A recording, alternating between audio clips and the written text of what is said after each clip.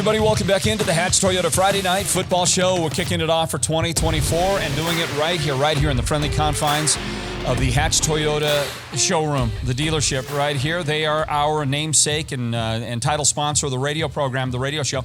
I believe this is year number 17. I think it is, number 17 with Hatch Toyota, going stronger than ever.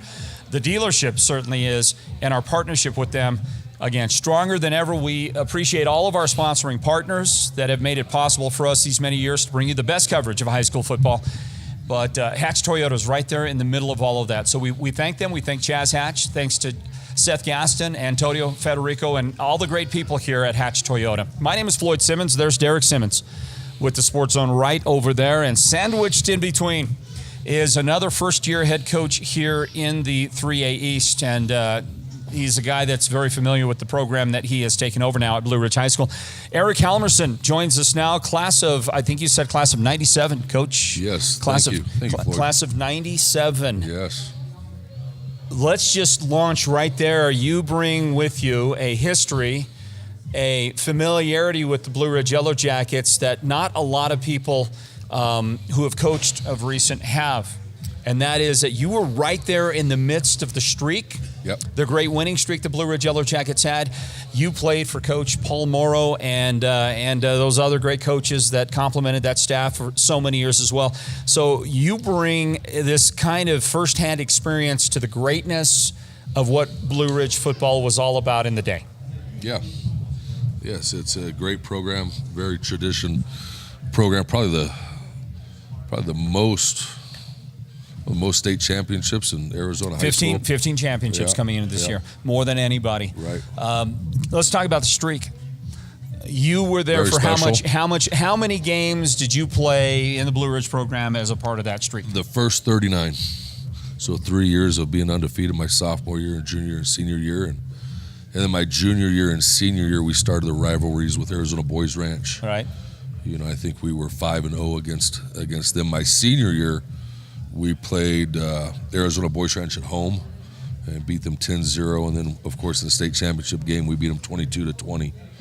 So yeah, listen, the streak itself is amazing, but to get 5 wins and 5 tries against those Boys Ranch teams is probably an even bigger accomplishment. Yeah, tremendous.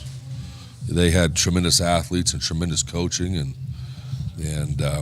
what a time though. I mean, White Mountain football and the 3A East, and to be back a part of that.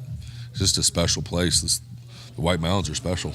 Okay, so your sophomore, junior, and senior year never lost a football game at the varsity level. Freshman year, what did Blue Ridge do that year?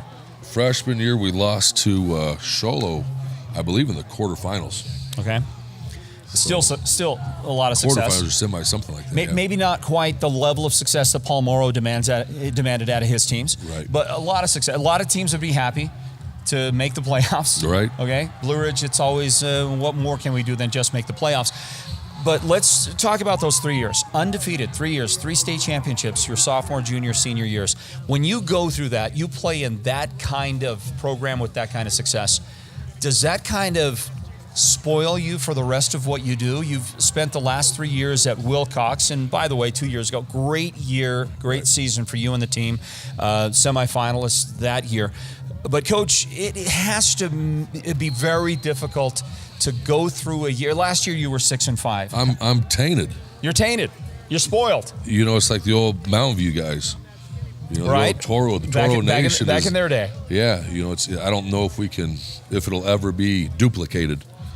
You know, it's I don't think that anybody special. can. I certainly don't think that a team in the White Mountains is going to be. When you play the competition you play, the private schools are so tough. Right. But even there, I don't think that the private schools can put together an individual school together that kind of streak. And if you do, they're going to bump you up. This is what happened to Snowflake. It's what's happened to Round Valley. Yeah. You know, no doubt about it. And And what is your reward for all the success? You get to play in the tougher competition, yes. Right. And that does seem to have some semblance of fairness when you look at it from a certain standpoint. However, it's fair in a metropolitan area. No doubt about that. It's not fair in rural Arizona. The other thing you got to keep in mind is that some of these small schools can get a class. Mojave is a good example. They've got so Right. many great juniors this year Right. who were great sophomores last year, who are probably going to win a championship. If you just look at the odds, Right. they should be the odds-on favorite to win a championship this year. And you know what? They should come right back again and do it next year, Right. because they have enough juniors that will come back on that football team and help them win. Are they going to, if they win back-to-back championships, what happens to Mojave? Because all those guys are going to graduate. Well, that's a 2 high school district, too. You have River Valley sitting right there, too. And they're not shabby either. So, we played them in the state championship game, 2013? Right. So they have a tradition, too, there. And, you talk about school districts that are, you look at Saguaro and Scottsdale. 3 miles separates Saguaro and Coronado. Saguaro is one of the premier programs in the state of Arizona, and Coronado is probably the worst program in the state of Arizona. Yeah, they're just How- right like- there. Yeah. It's kind of a strange deal. Yeah, and there's always going to be the hushed conversations about how does one of these teams continue to build year after year Right. after year and get those players. Oh, I don't know. I certainly don't. I'm not in those discussions, but I am in this one. I'm with And it is much different in rural Arizona. We play Yes. with who we have. Yes. Period. No doubt about it. And it's harder in rural Arizona for mobility, for movement, for kids to move from this school to that school and not get sanctioned. I don't know. There was 5 or 6 dozen, it seems like, hardship appeals that the AIA just looked at for football alone. Right. And I don't know how many of those were granted, but I know that there were some granted. And my kid moved his freshman year from Show Low to Blue Ridge. And I got to tell you, I lived in the Blue Ridge School District. Right. My kid moved to the Blue Ridge School District to live with me and go.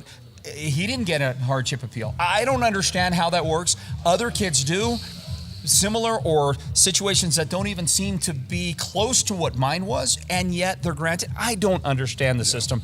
I don't think I ever will. But let's continue our conversation with head coach Eric Hjalmerson of the Blue Ridge Yellow Jackets. I guess we don't want to go too far down the that rabbit road, hole. but these schools, they do play with the kids around them. Snowflake head coach Kay Solomon is standing by. We'll talk to him here in a little bit.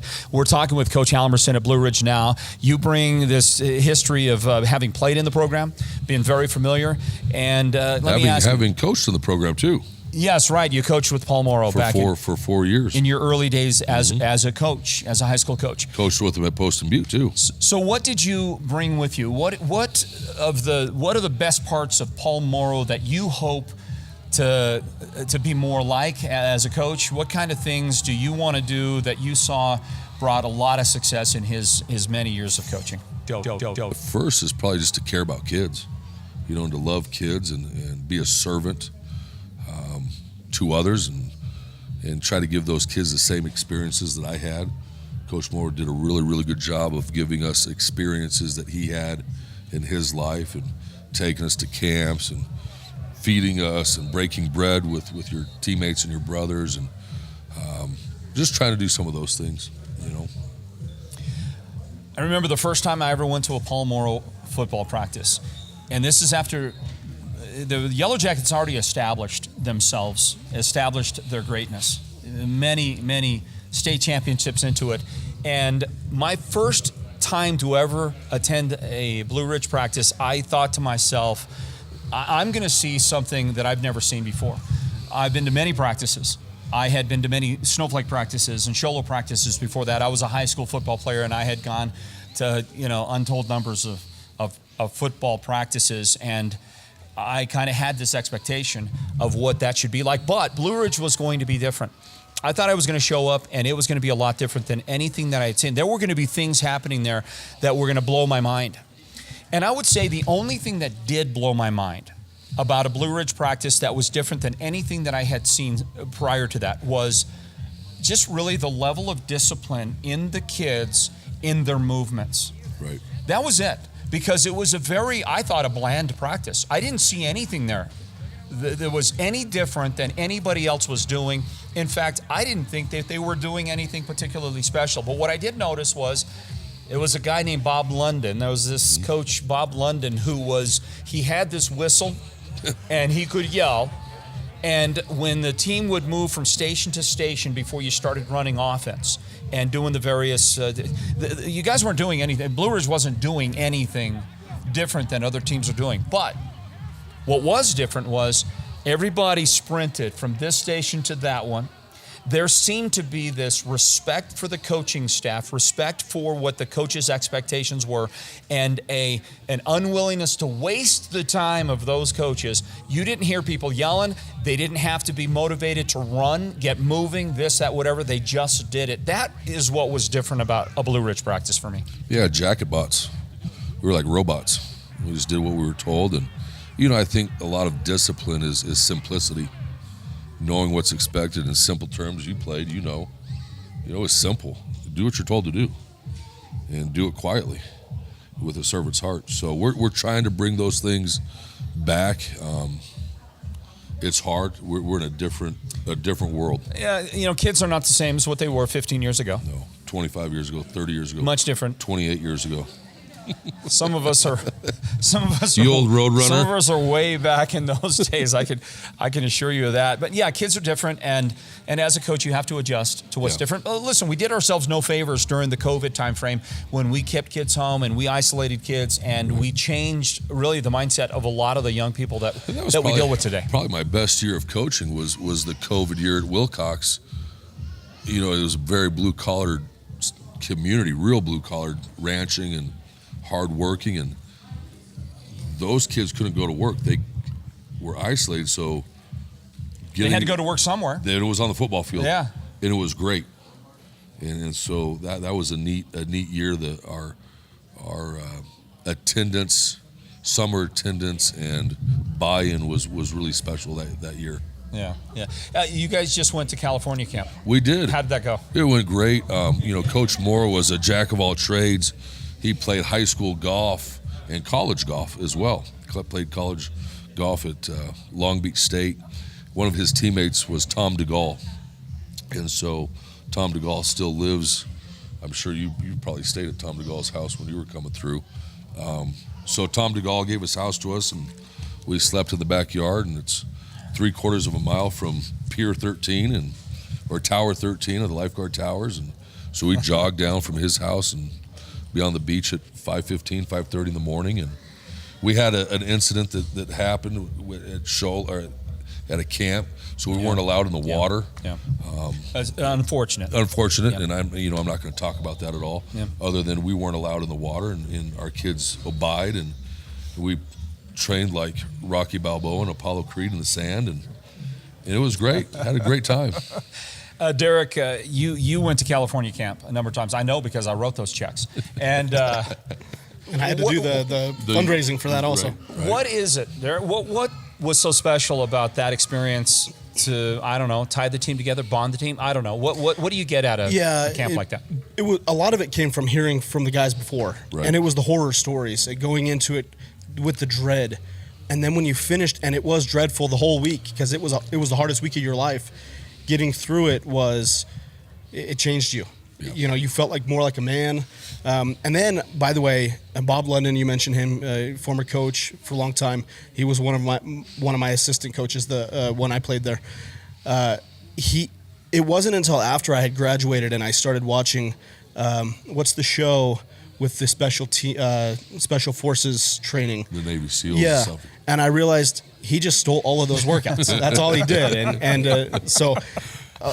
but it prepared us for the season coming up. What was to be expected when we got into a game that was going to be a grind or a team that was more physical than us, and it really did. I mean, I think that probably most of us really entered more of our manhood during California camp than any other time. And being uncomfortable. Yeah.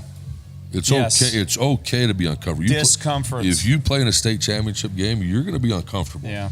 But no matter what sport, the pressures, the feelings, you're going to be uncomfortable. So they did a really good job of making us uncomfortable, didn't they? No doubt. I mean, it really was. To that point, it's looking back, it's the horror. It's a horror story. I don't miss it, but I'm grateful that I went through it. By the way, I'm going to make two cul-de-sacs here, two quick shifts, because I just saw a guy walk by right here a moment ago. He waved. Napo Baldonado. Okay. Okay. Oh, yeah, I don't know if you guys know him or not. Derek probably does. He's a Holbrook legend. So you mentioned my Right. Roadrunner roots a while back. All right. Napo and I are two of the Holbrook Roadrunner football players that played on two of the last teams that ever beat Blue Ridge. My senior year, we beat the Blue Ridge Yellow Jackets on 3 field goals, beat them 9-0. Wow. Okay, that was Paul Morrow's first year as a head coach. We beat them. 2 years later, that would have been Napo's senior year, with Mike Budenholzer at quarterback, with Lee Smith running as the wingback, Scott Alexander as a receiver, Trent Karchner as an all-state lineman. That Holbrook team beat a Blue Ridge team in the regular season 28-0.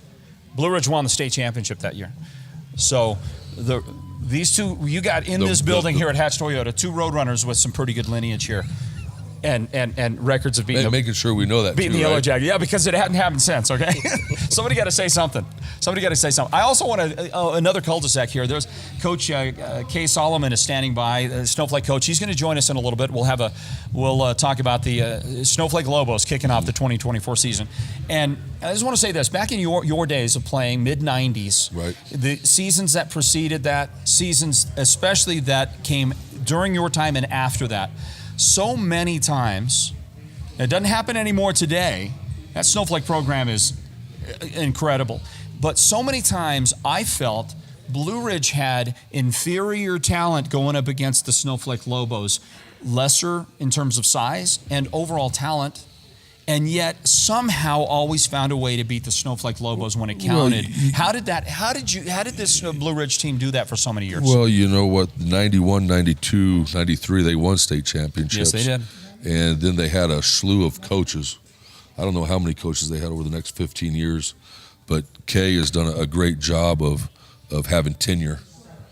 And he's been there for a while, and he's got things going. And Lynn Johnson has really helped that program as well with their track and field. Yeah, so they have definitely. It's the tenure. They've always had good athletes. They've reached the level they should be Absolutely. At with the stability of some great coaches and some great people around the program. And that's what happened at Blue Ridge. You know, Paul Moore was there for a long time, and the streak started when Bob London, his first year at Blue Ridge, freshman football, Scooter and Girardi and Pete Merrill and Russ Jones and Steve Owens, they were freshmen with Bob London, freshman football.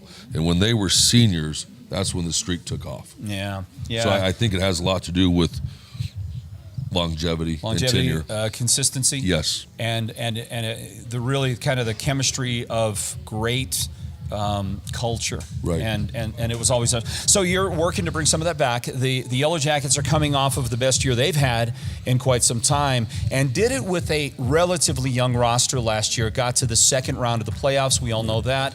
A 10-3 overall record last year, and you want to build on that. You've got some pretty good pieces, I think, to do that. You bring your quarterback back, Luke Berlin. Your linebacker core is largely back. One guy missing, one guy graduated, but Hunter Krause. And I really love Noah Chee's game. Yep. I love what he does on the edge for you. Helmet right there. That's Noah's helmet. Yep. That's a good-looking helmet. He's got a few stickers on it. He's accomplished some things. Tell me about the team. Let's talk about the team going in here to 2024 and the expectations, because here at the Sports Zone, we would have high expectations for this Yellow Jacket team here in 2024. Yeah, they're a great group of kids, and we have two classes. Our senior class is a good class, and the junior class is good. So back-to-back classes always helps, and they're coming off of some success, so that will help. Got good linebackers, got good running backs. Usually when you have those two positions in small school taken care of, you hope to be successful. And by the way, let me correct myself. 9-3 overall record last year. Pardon me on that. 9-3, including a playoff win over the Push Ridge Lions. That's something that has to be a good building block for this group. And not just that win, but 3 victories for this group of kids. They only graduated a couple of seniors off last year. Only lost a couple of guys. 3 victories that are notable. That victory over Safford, that victory over Morenci in particular, and then the Push Ridge win in the playoffs. There's got to be a lot of belief, a lot of confidence that this group has coming into the season. Yes, yeah, they've had success. had a coaching change, and whether there's been 4 coaches in the last 10 or 11 years at Blue Ridge, and so things are array, with that situation. But that's a good group of boys. And I don't want to. They're fun to coach. I don't want to underestimate anybody. I don't want to overconfidence your team. But when I look at the schedule, it's my opinion that the only team that is going to be better than what they were last year, or should be better than what they were last year on the schedule, is Sholo. Now, Sholo had an injury issue when Blue Ridge played them last year, but. Yeah, I played them last year too at Wilcox. And so that. And they were loaded at the time. They had the guys. They had the guys. I remember at that you guys time. played in a couple weeks later. They didn't have those guys. You played in a pig pen, didn't you? I mean, it was pretty sloppy nasty out there, wasn't it? It was. Yeah. The Sholo Cougars should be a better football team this year than what they were that Blue Ridge faced last year. Outside of that, I'm looking at your schedule here, Coach. You could do a lot of stuff in the regular season with this team. Sure. It looks pretty good. Sure. You feel pretty good? We're healthy today.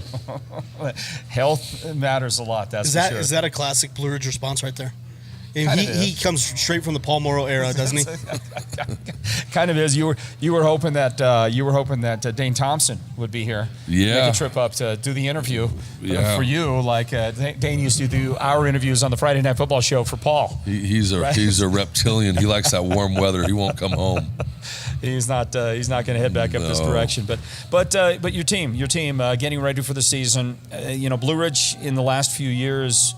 And really, you could say most years, Blue Ridge has had an issue with depth. If you can keep the ones healthy, you're going to have a pretty good year. What's the depth look like this season for the team? We can practice our 1s and 2s against each other at practice right now, which is huge because we're getting good looks in most situations. So that's huge.